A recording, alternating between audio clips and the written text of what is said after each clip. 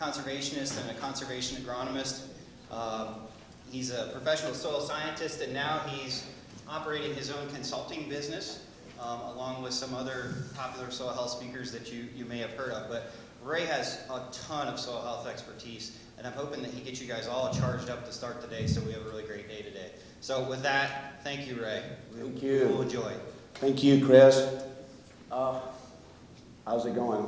Just take a second till it... Take a second. Okay, as they're going on, you know, Chris, you did a great job. In fact, just the first couple of things he said there, that was enough when we go home. He's so right. Chris, you took my mojo. I usually say, good morning, and you guys say, good morning. Good morning. Good morning. Oh, no. Come on, you get better than that. Come on, good morning. Good morning. Thank you so much. Let's see, how many of you are dairy people? Raise your hand. How many dairy? How many livestock people run livestock? Whoa, fantastic. Dairy, yeah, awesome too. How many zero tillers? I mean no-till. If anything else besides a no-till drill, you break out into a rash. Okay, good. How many do a little bit of strip tilling, do a little bit of tillage still, conventional? Raise your hand. Come on. I did too. We got the students. Fantastic. I just raise your hand, students. So make sure I can pick on you. Awesome. Great. Let's see, who am I missing? The livestock, the government employees. Raise your hand. Oh, fantastic. How many are NRCS employees?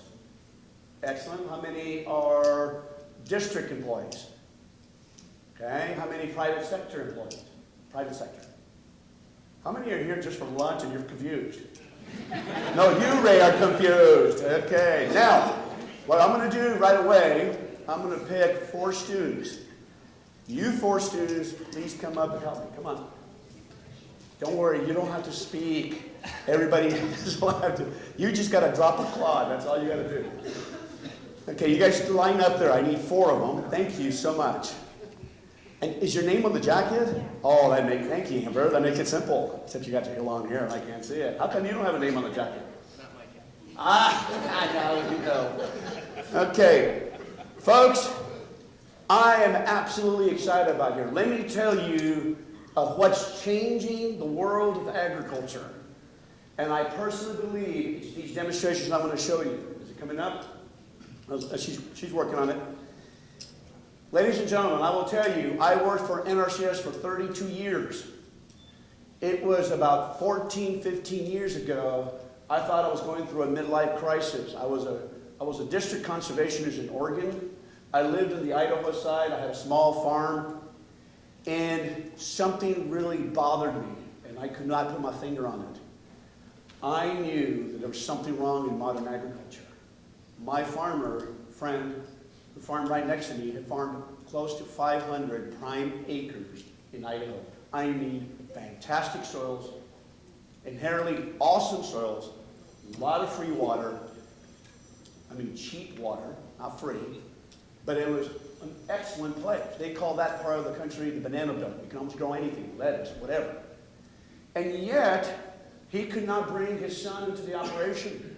His son landed up working for NRCS as an estate agronomist. And it just bothered me. And the thing that also bothered me is, we as an agency have spent billions of dollars, almost by $1 trillion when you start in the 30s. And why sediment is still the #1 issue in the country. I just could not put my finger on it.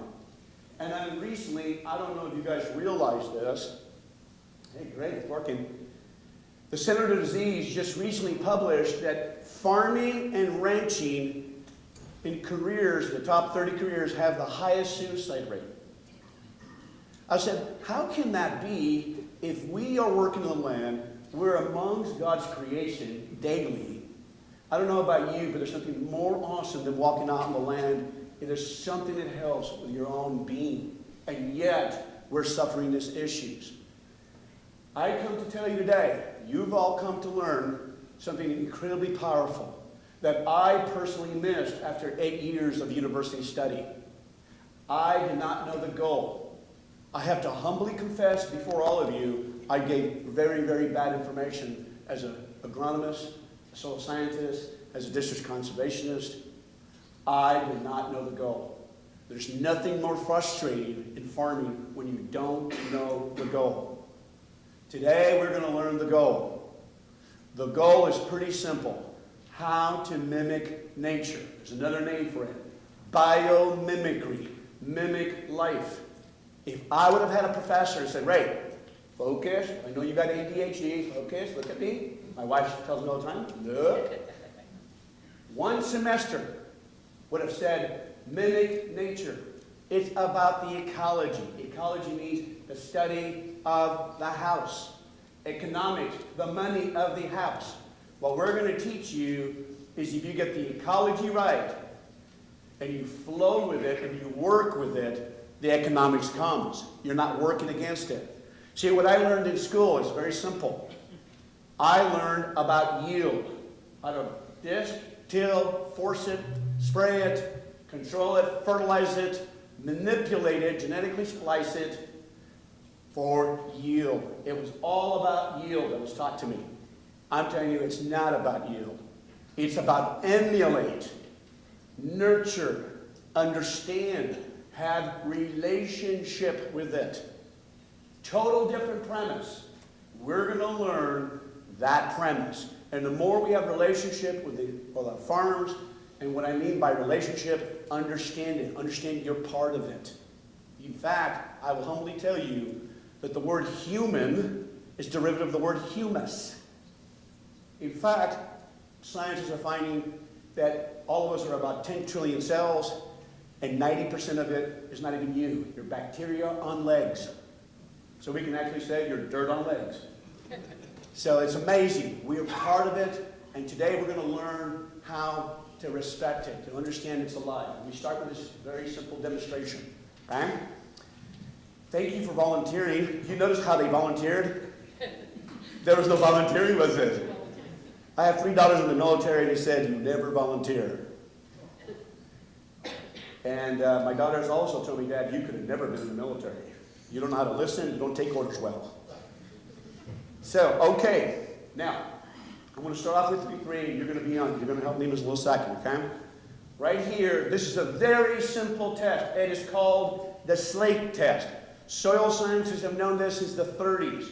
It's called Slake. I like to call it the aggregate stability test. You can do this on your own place. How many of you garden? Raise your hand.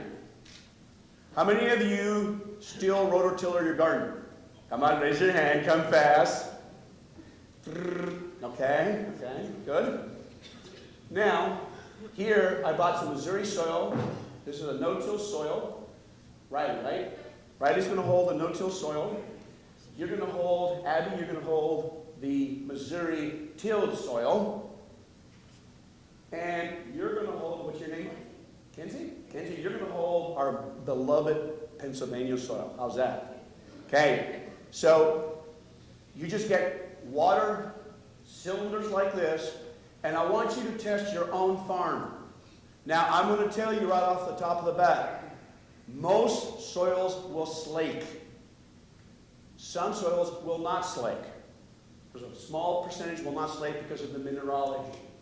But it's a good indicator of health, of function. When you go to the doctor does many tests on you because you are a complex ecosystem within your own right. You are complex. So the doctor has to do a saliva, a blood, a urine, a fecal, does CAT scans. You are complex. You are incredibly complex. Our soil is just as complex. In fact, there are more organisms in the soil than all the other species on top of the surface. It is the most complex ecosystem on the world. 1 tablespoon is more than all the humans put together. Over 7 billion just on 1 tablespoon. And then they change rapidly. Now, here's how it works. These young leaders are going to drop the clods gently into the water. I'll tell you when. And this is what we want to see. As you drop it into the water is going to rush in to fill pore spaces. Each of those clods, each of those pads have millions and millions of pore spaces. Okay? As the water rushes in, internal pressure builds up. If the glues, if the integrity, if the biotic, organo-mineral complexes are there to hold the sands and silts and clays together, to create pores, create aggregates, the soil is intact. The soil is healthy. If it falls apart, that means the pores are collapsing, no pores, no infiltration. We don't want it to fall apart. We want it to have its integrity. The soils that fall apart cannot hold the tractor. They will get compacted. Let's watch what happens. Go ahead and gently drop them in. Can everybody see the screen right there? Now, they're starting to fall apart. Steve, see if you can move it over here so you can see more of, there we go, you can see, there we go, there's the lighting. Notice how these two-till system, this is Pennsylvania, this is Missouri. We're in a different area of the country. Those are different soils. And yet, look at the no-till, and if I grab a forest clod, it would not break up. If I would put a pasture, it would not break up. The same thing in Pennsylvania. If I grabbed a forest clod and a pasture clod, they would not break up. Why? Nature does not till. The natural system does not invert itself, run a disc, destroy its habitat. Tillage is the most destructive thing we do on the planet. Let's give it the correct name. It's called tillage-cide. Cide means to kill. Herbicide, kill the plant. Fungicide, kill the fungus. Insecticide, kill the insect. Tillicide, kill the habitat.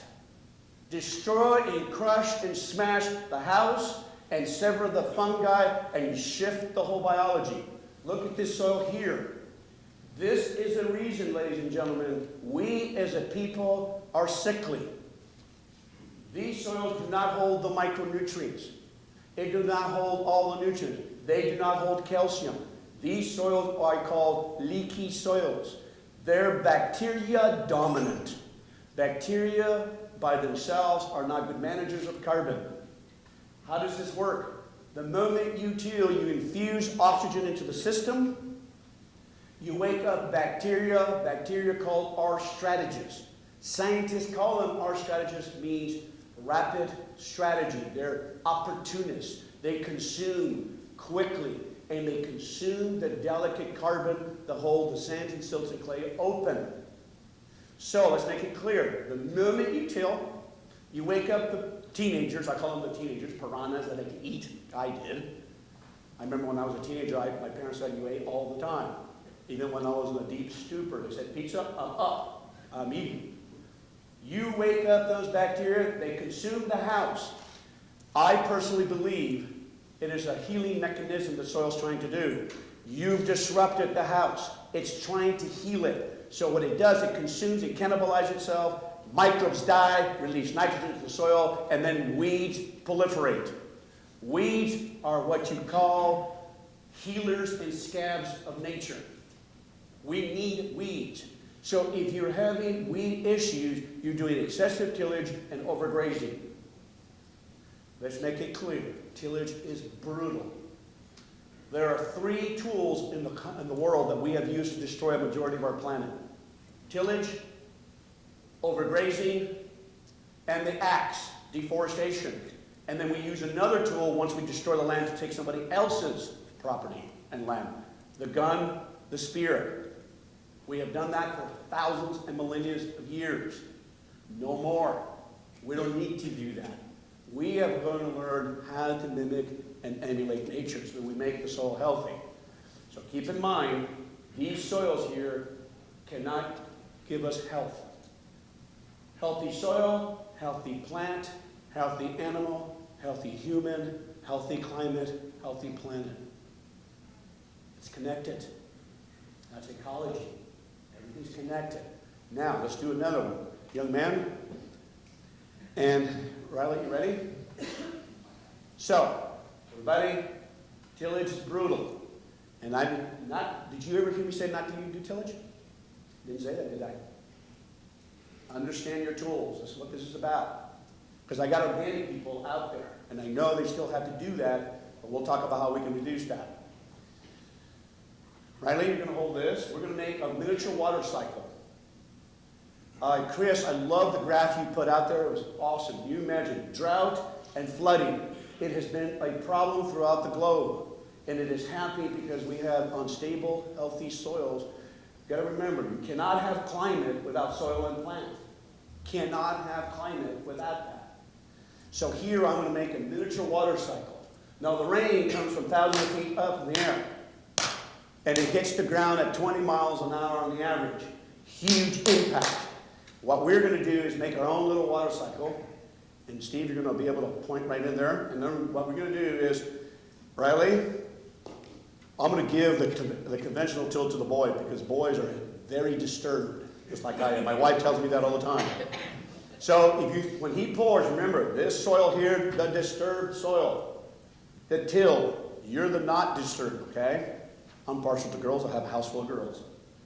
Okay, now, we're going to pour. All I did is get the spoon, and I poured it to the side, and then what was your first name again?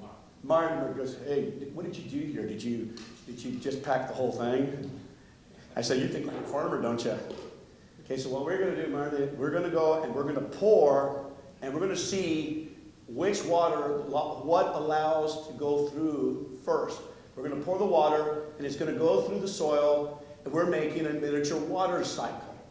A complete water cycle is when the water goes into the soil, then the river, then the lake.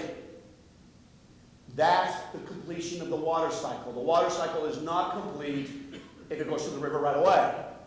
It has to go to the soil, to the largest buffer in the world, the soil itself. Ready? Go ahead. You guys pour at the same time. Let's see which one allows it to filtrate first. Don't be timid. Go ahead and pour. And we'll see, look, the no-till soil. How many believe and understood if I till the soil and make it fluffy, I'm going to allow more water to come in? Raise your hand. All of you should raise your hand. You all thought the same thing. I thought that too. I remember when I was designing an irrigation pivot as a district conservation, the water, I heat tilled the snot out of that soil. I designed the pivot. We turned the pivot. All the water ran off. He said, don't you know what you're doing? Well, I couldn't defend myself because he had destroyed the aggregate stability. Look at here on top of that surface right here. See the tiny clays that are microscopic? They're detached now. There's no glues holding it. And it plugs up the pores. The first act of erosion is downward. I tell people we do not have a runoff problem in this country. We have an infiltration problem. Runoff is a symptom of poor soil function. That is the problem. It's on millions and billions of acres on this planet. Is that disrupting the climate? Yes, because the soil is a cooling mechanism. In fact, 40% of our rain comes from evaporation, evapotranspiration, plants and soil giving back the moisture. 40% of our rain comes from inland. 60% comes from the ocean. That is called the small water cycle. Is it possible we have disrupted our small water cycle? Yes, we have. We have way too much bare ground in this country. Okay? And it's tilled and it's not functioning. Now, let's do one more demonstration. Notice how that's going. Now, I did something for our DNR people, and they didn't know this. I did a little trick. I put a nitrate strip. Look, can you see the color? The one with the conventional and the one with the lighter, the conventional, leaked over 50 parts per million nitrate. This one only leaked 10 parts per million nitrate. There you go. Check that out. Leaky soils. These soils are leaky. They don't hold your fertilizer. This is why we're going broke as a people. Our farmers are going broke. They're over-fertilizing. The soils are not healthy. I got chided because I said our soils are addicted to fertilizer. They're addicted to fungicide. They're addicted to the chemicals. And the way they get healthier, and the more healthy, the more we can shed those tools. I'm not opposed to those tools. We don't need them to make us go broke. Overuse of them are hurting us. Now, last demonstration. And then, Steve, should we move them this out of the way? Okay, and then we'll do the last demonstration. Can you see these young people? Okay. Here we go. You're going to hold that, young man. And you're going to hold that. Oh, we forgot to get some water. Can I borrow your glass of water here, quick? We'll borrow that. Can I borrow yours for a little second, and I'll get you some more water. That'll work. Here we go. You're going to switch roles here. Okay, now what I want you to do is I want you to try and hold it like this, okay? Okay, now all you're going to do is you're going to pour water on top of those clods, okay? Ready? Go ahead and pour. You're just pouring. Let's see what happens. Just the gentle thing of pouring. Oh, and let's see what happens. Ah, interesting. Look. The no-till, and look at the conventional. I forgot to tell the group, the one you get, you have to drink out of. You don't mind drinking this, do you? You'll pass. Would you drink this if it had a little bit of herbicide? I don't think you want that either, do you? Look, same soils, different management, different understanding. This soil is not tilled. This soil, the habitat is gone. The glues are gone. This is why we have massive wind erosion. This is some of the reasons why our rivers look like chocolate. Because our soils are not intact. The biotic glues only last 27 days. You have to build glues all the time. And the way you build glues is living plants and bacteria and fungi and living biology. They do that. Okay? So let's make it clear. Tillage is destructive. Let's be honest about our tools. Okay? Just give these guys a hand, please. Thank you guys. You guys are awesome. Thank you so much for doing that. And let's switch over and see if we can get this to work. And get our computer transfer over. And